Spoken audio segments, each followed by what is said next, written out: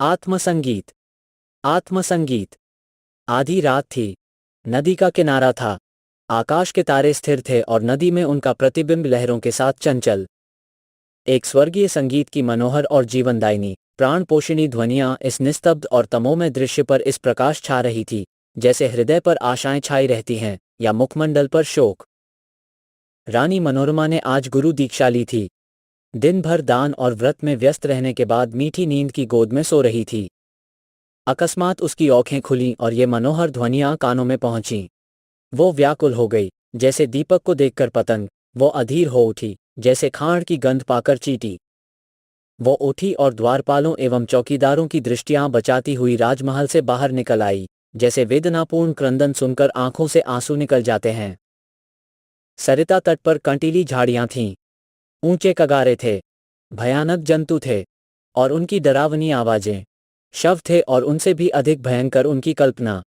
मनोरमा कोमलता और सुकुमारता की मूर्ति थी, परंतु उस मधुर संगीत का आकर्षण उसे तन्मयता की अवस्था में खींचे लिया जाता था। उसे आपदाओं का ध्यान न था।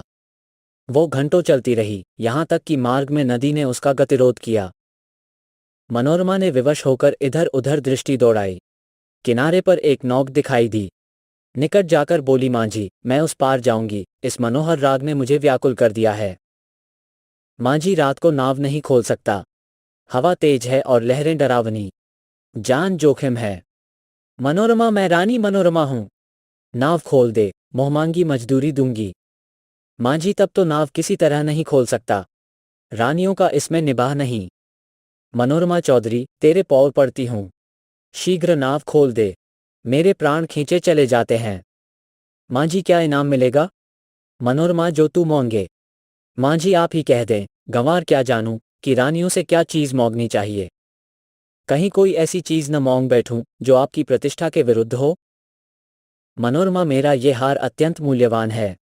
मैं इसे खेवे में देती हूं। मनोरमा ने गले से हार निकाला। उसकी चमक से मौजी का मुखमंडल प्रकाशित हो गया। वो कठोर और काला मुख, जिस पर झुर्रियां पड़ी थी। अचानक मनोरमा को ऐसा प्रतीत हुआ मानो संगीत की ध्वनि और निकट हो गई हो। कदाचित कोई पूर्ण ज्ञानी पुरुष आत्मानंद के आवेश में उस सरिता तट पर बैठा हुआ उस निस्तब्ध निशा को संगीत पूर्ण कर रहा है। रानी का हृदय उछलने लगा। आह, कितना मनोमुग्धक राग था। उसने अधीर होकर कहा, मांझी, अब देर न कर, नाव खोल, मैं एक क्षण भी धीरज नहीं रख सकती। मांझी, इस हार हो लेकर मैं क्या करूंगा? मनोरमा, सच्चे मोती हैं। मांझी, यह और भी विपत्ति है। मांझीन गले में पहनकर पड़ोसियों को दिखाएगी। वो सब डाह से जलेंगी, उसे गालियां देंगी। कोई चोर देखेगा तो उसकी छाती पर सौंप लौटने लगेगा।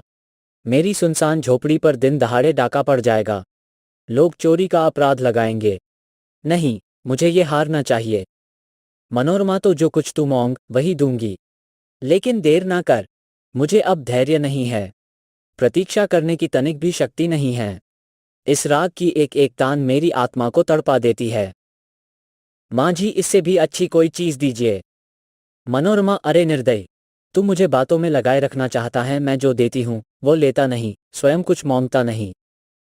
तुझे क्या मालूम मेरे हृदय की इस समय क्या दशा हो रही है? मैं इस आत्मिक पदार्थ पर अपना सर्वस्व न्यौछावर कर सकती हूँ। मांझी, और क्या दीजिएगा?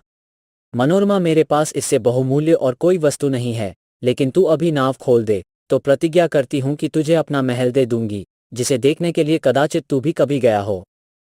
विशुद्ध श्वेत पत्थर से बना है, भारत में इसकी तुलना नहीं। मांझी, हंसकर, उस महल में रहकर मुझे क्या आनंद मिलेगा? उल्टे मेरे भाई बंधु शत्रु हो जाएंगे।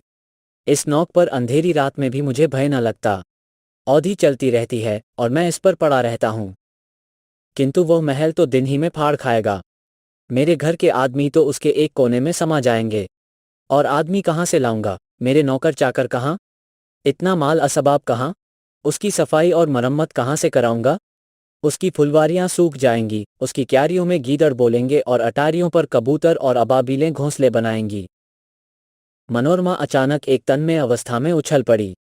उसे प्रतीत हुआ कि संगीत निकटतर आ गया है।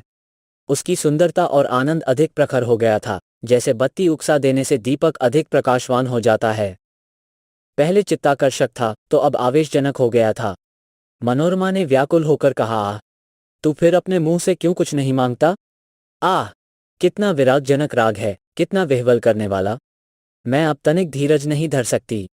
पानी उतार में जाने के लिए जितना व्याकुल होता है, श्वास हवा के लिए जितनी विकल होती है, गंध उड़ जाने के लिए जितनी व्याकुल होती है, मैं उस स्वर्गीय संगीत के लिए उतनी व्याकुल हूँ।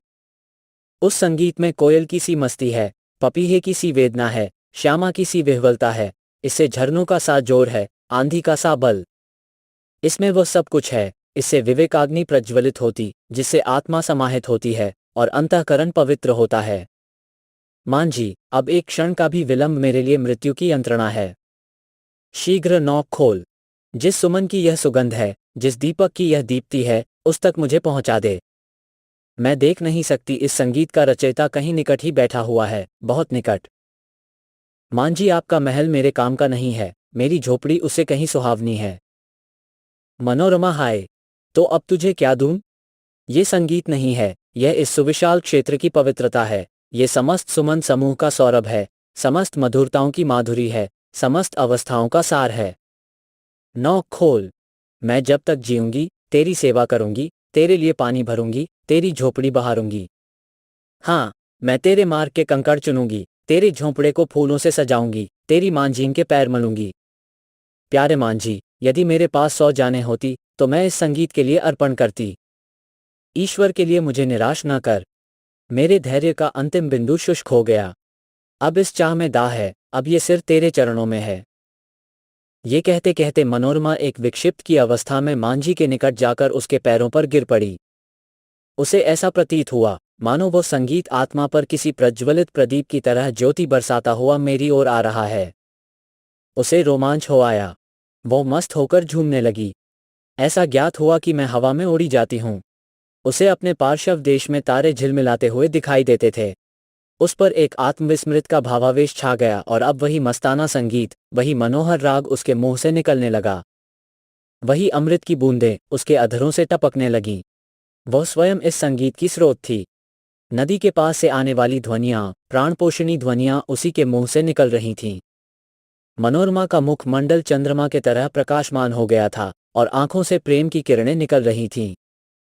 यह कहानी अब यहीं समाप्त होती है।